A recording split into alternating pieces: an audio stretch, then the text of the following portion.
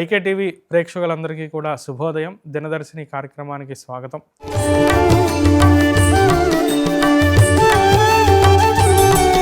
క్లాంబరధరం విష్ణుం శశివర్ణం చతుర్భుజం ప్రసన్నవదనం ధ్యాయేత్ సర్వవిఘ్నోపశాంతయే. నమస్తే శారదే దేవి సరస్వతి మతిప్రదే రసత్వం మమ జిహ్వాగ్రే సర్వవిద్యా ప్రదాభవ. గురవే సర్వలోకానాం భిషజే భవరోగిణాం నిధే సర్వవిద్యానాం దక్షిణామూర్తయే నమః. ఆరోగ్యం పద్మబంధుర్వితరతు నితరాం సంపదం సీతరశ్మి. భూలాభం భూమిపుత్ర సకలగుణయుతాం వాగ్విభూతించ సౌమ్య. సౌభాగ్యం దేవమంత్రీ రిపుభయశమనం భార్గవశౌర్యమార్కి. దీర్ఘాయుసైంహికైః విపులతరైషః కేతురాచంద్రతారం. అరిష్టాని ప్రణశ్యంతు దురితాని భయాని చ. శాంతిరస్తు శుభం మేస్తు గ్రహాః కుర్వంతు మంగళం. నవంబర్ 30వ తారీఖున ఇవాళ రోజున ఉన్నటువంటి పంచాంగ విశేషాలు తెలుసుకుందాం. ఇవాళ నవంబర్ 30వ తారీఖు మార్గశిర మాసం శుక్లపక్షం దశమి తిథి రాత్రి 9:30 మటుకు ఉన్నది. ఆదివారం ఉత్తరాభాద్ర నక్షత్రం రాత్రి తెల్లవారితే 1:09 మటుకు ఉన్నది. వజ్రయోగం ఉదయం 7:08 మటుకు. తదుపరి సిద్ధయోగం రాత్రి తెల్లవారితే 4:19 మటుకు. తైతుల కరణం పగలు 10:29 మటుకు ఉన్నది. తదుపరి గరజకరణం రాత్రి 9:30 మటుకు ఉన్నది. వర్జ్యం మధ్యాహ్నం 11:28 నుంచి 12:59 మటుకు. దుర్ముహూర్తం సాయంత్రం 4 గంటల నుంచి 4:45 మటుకు ఉన్నది. అమృత ఘడియలు రాత్రి 8:35 నుంచి 10:06 మటుకు. సూర్య ఉదయం 6:23 సూర్యాస్తమయం 5:29 ఇది విజయవాడ ప్రాంతానికి. మరియు చంద్రోదయం మధ్యాహ్నం 1:42 చంద్ర అస్తమయం రాత్రి తెల్లవారితే 2:10 జరుగుతూ ఉన్నది. ఇవాళ రోజున శుభ సమయాన్ని చూస్తే కనుక ఉదయం పూట 7:38 అనుకూలత ఉన్నది. నిత్య దైనందిన కార్యక్రమాల సంబంధంగా ఏదైనా నిర్ణయాలు తీసుకోవడానికి ఇవాళ రోజున సిజేరియన్కి ప్రిపేర్ అయ్యేటటువంటి వారికి ఉత్తరాభాద్ర నక్షత్రం మకర లగ్నం ఉదయం 10:30 నుంచి 11 గంటల మధ్యలో సమయం బాగా అనుకూలత కనిపిస్తూ ఉన్నది. ఇవాళ రోజంతాను కూడా ఉత్తరాభాద్ర నక్షత్రం సంచారంలో ఉండటం చేత ఇక్కడ భరణి పుబ్బ పూర్వాషాఢ నక్షత్రం వారికి నైదంతార బుధుడు దినాధిపతిగా ఉంటూ ఉన్నారు. ఈ వ్యాపార సంబంధమైనటువంటి పనుల్లో ఆటంకాలు ఎదురే అవకాశాలు కనిపిస్తున్నాయి. అట్లాగే దైనందిన వ్యాపారంలో కూడా కొన్ని కొత్త సమస్యలు ఎదురవటం అనేది గమనించవచ్చు. విష్ణు ఆరాధన చేయటం అనేది శుభదాయకంగా కనిపిస్తున్నది. రోహిణి హస్త శ్రవణ నక్షత్రం వారికి ఇవాళ రాహు దినాధిపతిగా ఉంటూ ఉన్నారు. ప్రత్యక్తార అయి ఉన్నది. ప్రత్యక్తార అవటం చేత పనులన్నింటిలోనూ కూడా విఘ్నాలు ఎదురవుతూ ఉండటం, మధ్యలోనే పనులు ఆగిపోవటం, కొంత అశాంతికి లోనవటం అనేది కూడా గమనించవచ్చు. రాహు దినాధిపతి అవటం చేత పనులన్నీ కూడా కొంత తప్పుదోవలో ప్రయాణిస్తూ ఉండటం, అట్లాగే ఊహించినటువంటి నష్టాలు ఎదురయ్యే అవకాశాలు కనిపిస్తూ ఉన్నాయి. రాహు శ్లోకాన్ని పఠించండి, దుర్గాదేవిని ఆరాధన చేయండి. అదేవిధంగా ఇక్కడ ఆర్ద్ర నక్షత్రం, స్వాతి నక్షత్రం, శతభిష నక్షత్రం వారికి ఇవాళ విపత్తార అయి ఉన్నది. కుజుడు దినాధిపతిగా ఉంటూ ఉన్నారు. పనుల్లో కొన్ని సమస్యలు చికాకులు, ఎదుటి వ్యక్తులతో అభిప్రాయ భేదాలు కొంత పెరుగుతూ ఉంటాయి. ఏదైనా సరే కొంత జాగ్రత్తగా వినయంగా మాట్లాడడం, మితభాషణ అనేది బాగా అవసరం. మితభాషణ వల్ల పనులన్నింటిలోనూ కూడా కొంత సానుకూలత కనిపిస్తూ ఉన్నది. ఇవాళ రోజున గ్రహ సంచారం చూద్దాం.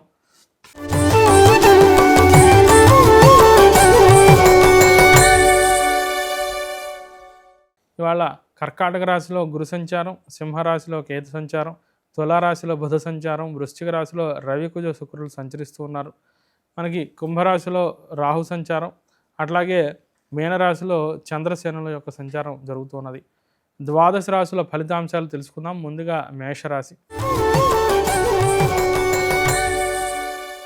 మేషరాశి వారికి వ్యయంలో ఉన్నటువంటి చంద్రసేనుల యొక్క సంచారం, ఏలినాటి శని ప్రభావం మరియు చంద్రుడు కూడా వ్యయంలో ఉండటం చేత ఒక అశాంతి వాతావరణం బాగా ఉంటుందండి. ఏ పనిలోనూ కూడా స్థిరచిత్తంతో నిర్ణయాన్ని తీసుకోలేకపోవటం, ఆ పని జరిగేంతసేపు కూడా అది సరిగ్గా అవుతుందా లేదా, పూర్తవుతుందా లేదా అనేటటువంటి ఒత్తిడి, టెన్షన్స్ బాగా పెరుగుతూ ఉంటాయి.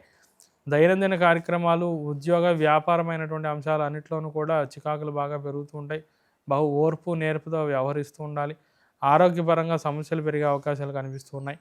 ప్రయాణాలు మటుకు లాభదాయకంగా ఉంటూ ఉంటాయి. విదేశీ ప్రయత్నాలు, ఉన్నత విద్యా ప్రయత్నాల్లో కార్యానుకూలత కనిపిస్తూ ఉన్నది.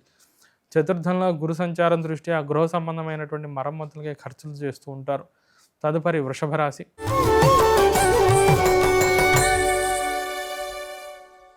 వృషభ రాశి వారికి లాభంలో చంద్రశనుల యొక్క సంచారం మరియు షష్టంలో బుధ సంచారం దృష్ట్యా వ్యాపార లావాదేవీలు అన్నీ కూడా చాలా లాభదాయకంగా కనిపిస్తున్నాయి. ప్రయాణాలు లాభదాయకంగా ఉంటూ ఉంటాయి. రుణరోగ శత్రుబాధల నుంచి బయటపడుతూ ఉంటారు.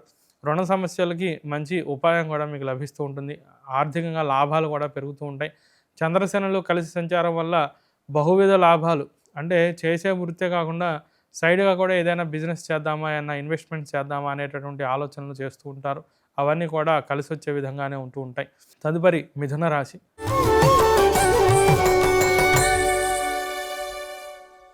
మిథున రాశి వారికి దశమంలో చంద్రశనుల యొక్క సంచారం దృష్ట్యా వృత్తిలో కార్యానుకూలత కనిపిస్తూ ఉన్నప్పటికీ కూడా పనులు కొంత ఆలస్యంగా ఉంటూ ఉంటాయి. అంటే అనుకున్న సమయానికన్నా కొంత డిలే అవుతూ ఉంటాయి. కానీ క్వాలిటీ మటుకు వర్క్లో బాగా ఉంటూ ఉంటుంది. ఆ యొక్క నైపుణ్యానికి పై అధికారుల నుంచి మంచి ప్రశంసలు లభిస్తూ ఉంటాయి. ద్వితీయంలో ఉన్నటువంటి గురు సంచారం, షష్టంలో ఉన్నటువంటి రవికుజుల యొక్క సంచారం, ఈ రెండు కూడా అనుకూలంగా ఉంటూ ఉన్నాయి.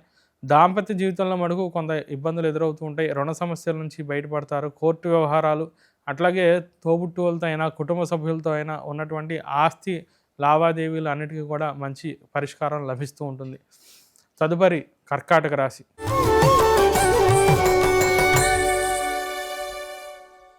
కర్కాటక రాశి వారికి భాగ్యంలో ఉన్నటువంటి చంద్రశనుల యొక్క సంచారం వల్ల కుటుంబ పెద్దల విషయంలో కొంత జాగ్రత్తగా వ్యవహరిస్తూ ఉండాలి.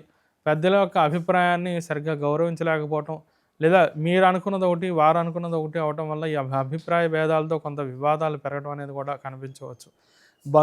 బంధుద్వేషం బాగా కనిపిస్తూ ఉన్నది. ఆరోగ్య విషయంగా కూడా జాగ్రత్తలు తీసుకుంటూ ఉండాలి. ఇంట్లో దైనందిన అంశాలన్నింటిలోనూ కూడా కొంత చికాకులు ఎదురవుతూ ఉండటం, గృహ సంబంధంగా మరమ్మతులు చేయవలసి రావడం అనేది గమనించవచ్చు. తదుపరి సింహరాశి.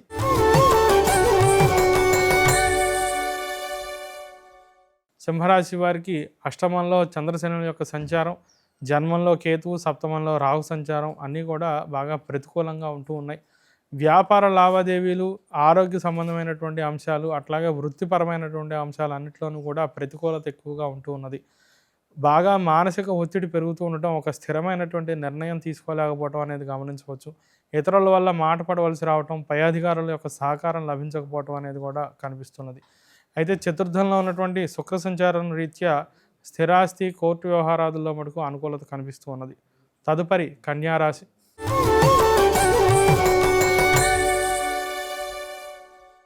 కన్యారాశి వారికి ద్వితీయంలో బుధ సంచారం, అట్లాగే సప్తమంలో ఉన్నటువంటి చంద్ర సంచారం రెండు కూడా యోగిస్తున్నాయి. ఆర్థిక వ్యాపార లావాదేవీలన్నింటిలోనూ కూడా మంచి కార్యానుకూలత కనిపిస్తూ ఉన్నది. ప్రయాణాలు బాగా కలిసి వస్తాయి. కుటుంబంతో కలిసి విందు వినోదాది కార్యక్రమాల్లో పాల్గొంటూ ఉంటారు. ప్రయాణాలు లాభదాయకంగా ఉంటూ ఉంటాయి. గతంతో పోలిస్తే లాభాలు పెరుగుతూ ఉంటాయి. కొత్త వ్యాపారాలు ప్రారంభించడానికి కూడా ఇవాళ బాగా అనుకూలత కనిపిస్తూ ఉన్నది. తదుపరి తులారాశి.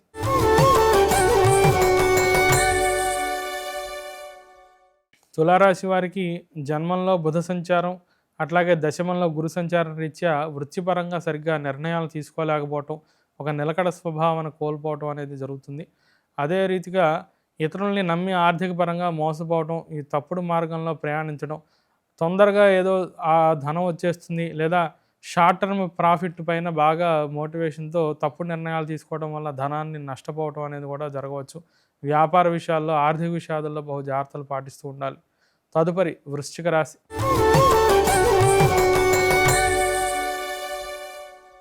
వృశ్చిక రాశి వారికి జన్మంలో ఉన్నటువంటి రవికుజుల యొక్క సంచారం, వ్యయంలో బుధ సంచారం ఇచ్చి ఆ ఖర్చులు బాగా పెరిగే అవకాశాలు కనిపిస్తున్నాయి.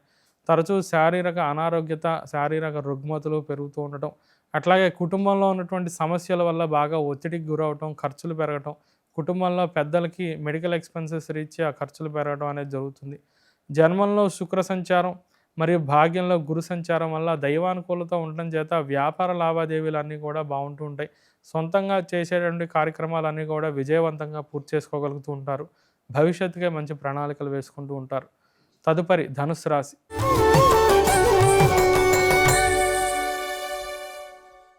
ధనుసు రాశి వారికి చతుర్థంలో ఉన్నటువంటి చంద్రసేనుల యొక్క సంచారం, అష్టమంలో ఉన్నటువంటి గురుడి యొక్క సంచారం దృష్ట్యా ప్రతికూలత బాగా కనిపిస్తున్నదండి. దైవానుకూలత చాలా తక్కువగా ఉంటూ ఉన్నది.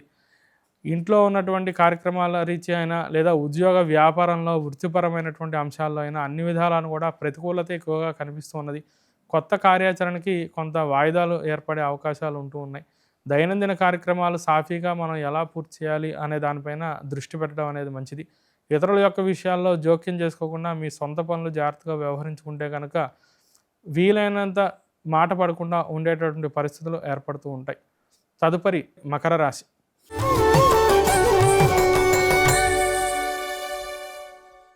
మకర రాశి వారికి ద్వితీయంలో ఉన్నటువంటి రాహు సంచారం, అట్లాగే సప్తమంలో ఉన్నటువంటి గురు సంచారం కొంత మిశ్రమ వాతావరణాన్ని సూచిస్తూ ఉన్నది. ఆర్థిక లావాదేవీలు అట్లాగే పార్ట్నర్షిప్ సంబంధిత వ్యాపారాదుల్లో జాగ్రత్తలు తీసుకుంటూ ఉండాలి. తృతీయంలో చంద్ర శనుల యొక్క సంచారం అనుకూలత చేత తోబుట్టువులతో సంబంధిత వ్యాపార అంశాలు, ఆస్తి లావాదేవీలు అన్నీ కూడా సానుకూలంగా ఉండే పరిస్థితులు కనిపిస్తూ ఉన్నాయి. ఈ వ్యాపార లావాదేవీలు బాగుంటూ ఉంటాయి. వ్యాపార రీత్యా ప్రయాణాలు కూడా లాభదాయకంగా ఉంటూ ఉంటాయి.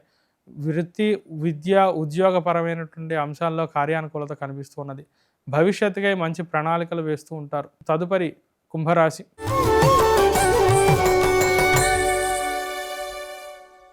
కుంభరాశి వారికి జన్మంలో రాహు మరియు షష్ఠంలో ఉన్నటువంటి గురు సంచారం దృష్ట్యా ప్రతికూలమైనటువంటి వాతావరణం కనిపిస్తూ ఉన్నది.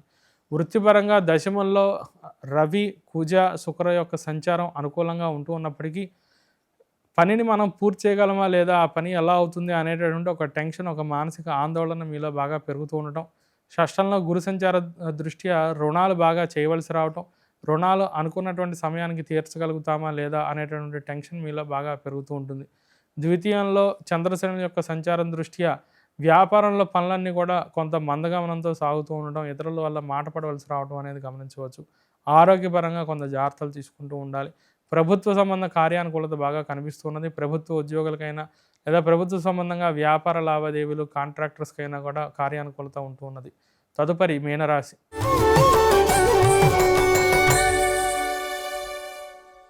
మీనరాశి వారికి జన్మంలో చంద్రశనుల యొక్క సంచారం మరియు పంచమంలో ఉన్నటువంటి గురు సంచారం అంతాను కూడా కొంత మిశ్రమ వాతావరణాన్ని సూచిస్తూ ఉన్నది. ఆర్థిక లావాదేవీలు అన్నీ బాగుంటాయి. పనులు కొంత ఆలస్యమైనప్పటికీ కూడా మంచిగా వాటిని పూర్తి చేయగలుగుతూ ఉంటారు. పనుల్లో క్వాలిటీను ఏమాత్రం కాంప్రమైజ్ అవ్వకుండా పూర్తి చేయగలుగుతూ ఉంటారు. సంతానం యొక్క విద్యా విషయ సంబంధంగా మీకు ఆనందం కలుగుతూ ఉంటుంది. నూతన ఉద్యోగ వ్యాపార ప్రయత్నాల్లో కూడా కార్యానుకూలత కనిపిస్తూ ఉన్నది. మంచి సుఖభోజనాన్ని అనుభవించడం, కుటుంబ సమేతంగా విందు వినోదాది కార్యక్రమాల్లో పాల్గొనడం జరుగుతుంది. ప్రయాణాలు లాభసాటిగా కనిపిస్తున్నాయి. అష్టమంలో ఉన్నటువంటి బుధ సంచారం దృష్ట్యా వ్యాపార నిమిత్తంగా దూర ప్రాంతాలకు ప్రయాణం చేయవలసి రావటం, ప్రయాణాలన్నీ కూడా లాభదాయకంగానే కనిపిస్తున్నాయి. వ్యాపారాన్ని విస్తరింపజేసే ప్రయత్నాల్లో కూడా కార్యానుకూలత కనిపిస్తున్నది. భాగ్యంలో గురు సంచారం, భాగ్యంలో శుక్ర సంచారం, పంచమంలో ఉన్నటువంటి గురు సంచారం దృష్ట్యా పెద్దల యొక్క సహాయ సహకారాలు మీకు పూర్తి స్థాయిలో లభిస్తూ ఉంటాయి. ఆరోగ్యపరంగా మడుగు కొంత జాగ్రత్తలు తీసుకోవడం అనేది అవసరం. మళ్ళీ తిరిగి రేపటి దినదర్శిని కార్యక్రమంలో కలుసుకుందాం. అంత మడుకు సెలవు. స్వస్తి ప్రజాభ్య పరిపాలయంతాం న్యాయేన మార్గేణ మహిం మహిషాః. గోబ్రాహ్మణేభ్య శుభమస్తు నిత్యం. లోకాః సమస్తాః సుఖినో భవంతు. హరి ఓం తత్సత్.